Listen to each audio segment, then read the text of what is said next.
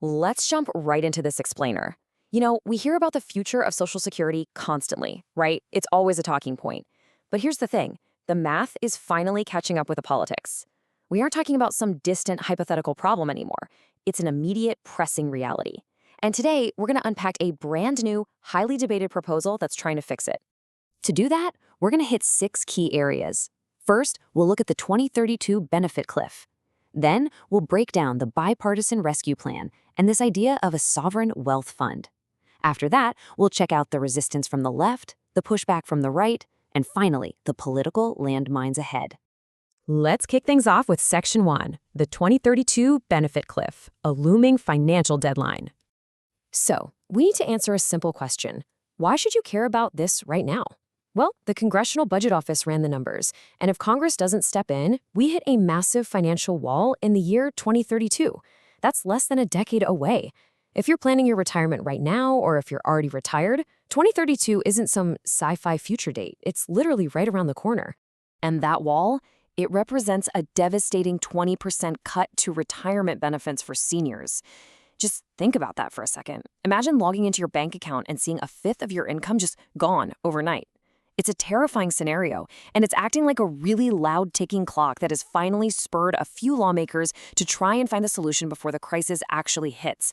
Which brings us to Section 2, the bipartisan rescue plan, specifically Cassidy and King's proposal. To prevent this cliff, a bipartisan duo, Republican Senator Bill Cassidy and Independent Senator Angus King, are quietly drafting a massive overhaul. They're trying to bridge this notoriously wide political gap with a 3-pronged approach. First, they want to gradually raise the retirement age to about 70. Second, they're looking to change the benefit formula. Right now, your payout is based on your average earnings over 35 years. They want to change that to strictly focus on the total number of years you actually worked and paid into the system. And third, they want to create a sovereign wealth fund, which is a really big deal, and we'll get into that in just a second. Senator Cassidy says he's been meeting with stakeholders for a couple of years now to iron this out. His spokespeople point out that this is really just an example of 2 leaders trying to find a solution to a clear, foreseeable danger.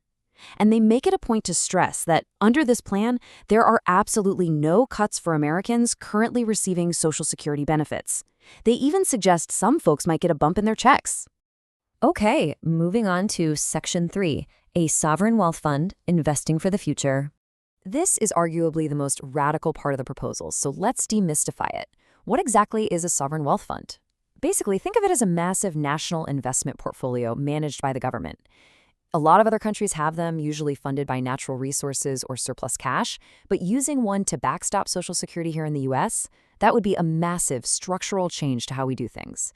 So, how would it actually work? It's a strict 4-step sequence. Step 1, the government borrows a ton of seed money. We're talking $1.5 trillion or more.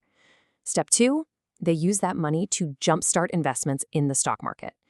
Step 3 is the big goal. Generate an 8% return to cover the Social Security shortfall. But step 4 is the fail-safe.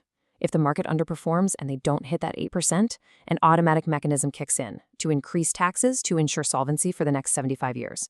And that brings up a really important number, $160,000. Right now, only the first $160,000 of your earnings is subject to payroll taxes. But Senator Mike Rounds, who's part of this working group, noted that raising this cap is heavily under discussion if the fund doesn't perform. So if the stock market doesn't deliver that crucial 8% return, higher earners could suddenly see a much larger chunk of their paycheck getting taxed. Let's look at Section 4, resistance from the left, protecting benefits and expanding taxes. It's fascinating how fast this bipartisan compromise ran into hurdles. On the left, the White House has made defending benefits a huge priority. They absolutely oppose any benefit cuts. On top of that, President Biden has clearly stated he opposes increasing taxes on anyone making under $400,000. Meanwhile, you have progressives like Senator Bernie Sanders pitching alternative bills. Instead of raising the retirement age, Sanders wants to apply the payroll tax to higher salaries and even tax investment income to actually expand benefits, rather than just keeping the current ones afloat. Now for Section 5, pushback from the right, holding the line on taxes. Just as the left fiercely protects the benefits, the conservative side of the aisle has deep ideological objections to changing the tax structure. The right has a decades-long resistance to any form of tax hikes, so the idea of raising the payroll tax cap on top earners to cover potential market losses, that is a huge point of friction. Some prominent conservatives, like former Vice President Mike Pence, have even suggested totally different routes, like privatizing Social Security altogether. So what we have here is an intense political tug-of-war. The bipartisan group is caught smack in the middle of two entirely opposed fiscal philosophies. The left is resisting age hikes and demanding the wealthy foot the bill, while the right is resisting tax increases and refusing to penalize top earners. It's like a perfect snapshot of the exact gridlock that has paralyzed Social Security reform for decades. Finally, let's get into Section 6, the political landmines ahead, expert critiques. Nonpartisan policy experts have been digging into the mechanics of this fix, and they're finding some major landmines. Take that automatic tax hike failsafe. Laura Holtzel, a retirement security expert at the Century Foundation, points out a glaring flaw. She says if you increase the rate, that's a regressive tax.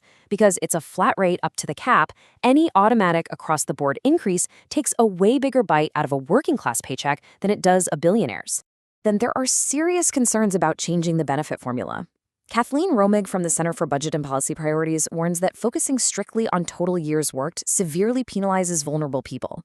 Think about folks who have to leave the workforce temporarily to care for a sick parent, raise kids, or deal with their own health issues. As she puts it, while some might win out, on net, it's definitely a cut for a lot of people. But despite the intense critiques from literally all sides, some observers say, look, you gotta give them credit for even trying. The Washington Post editorial board pointed out that while the potential trade-offs aren't painless, some mix of benefit reductions and tax increases is just mathematically necessary to avoid a total collapse. There's no magic wand here. The math is just the math. So as that clock ticks closer to a 20% benefit cut, we're left with a massive question. With all this deep polarization and the painful trade-offs required, will Washington actually fix the formula before the 2032 cliff? The math is unforgiving, the politics are explosive, and time is running out fast. It's a high-stakes standoff, and every single working American is invested in how it ends. Thanks for joining me for this explainer. Keep a close eye on this one because what happens in the next few years will absolutely shape retirement for generations to come.